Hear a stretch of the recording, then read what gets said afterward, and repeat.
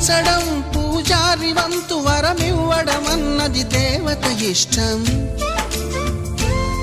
ప్రేమించడం ప్రేమికుడి వంతు కరుణించడం అన్నది ప్రేయసి ఇష్టం. ఎందువల్ల నిన్ను ప్రేమించిందో చిన్ని మనసుకే తెలియదుగా, నిన్ను మరవడం జరగదుగా. ఎందువల్ల నువ్వు కాదన్నావో ఎదురు ప్రశ్నలే వేయనుగా, ఎదురు చూపులే ఆపనుగా.